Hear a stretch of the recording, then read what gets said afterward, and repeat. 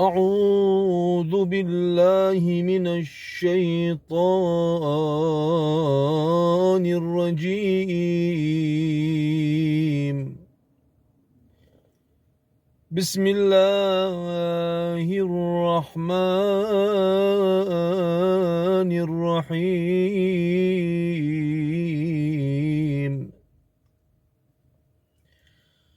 ووصينا الإنسان بوالديه حملته أمه وهنا على وهن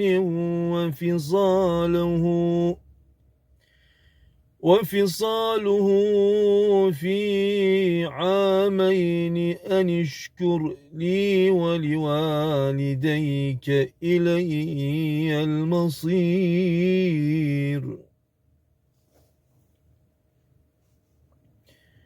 وإن جاهداك على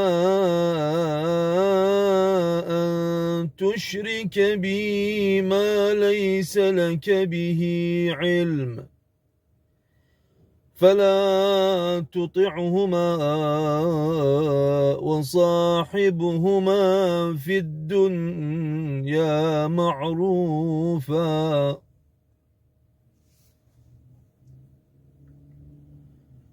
واتبع سبيل من أناب إلي ثم إلي مرجعكم فأنبئكم بما كنتم تعملون.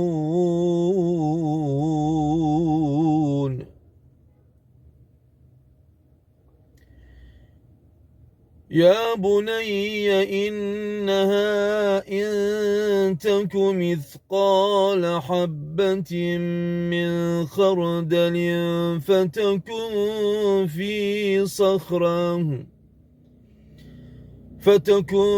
في صخرة أو في السماوات أو في الأرض يأت بها الله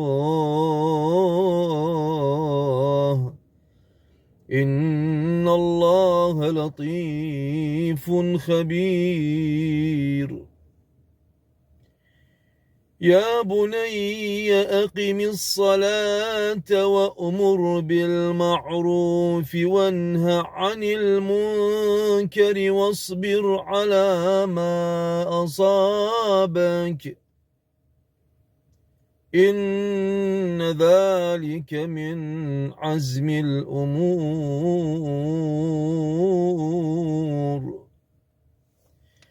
ولا تصعر خدك للناس ولا تمش في الأرض مرحا إن الله لا يحب كل مختال فخور. واقصد في مشيك واغضض من صوتك إن أنكر الأصوات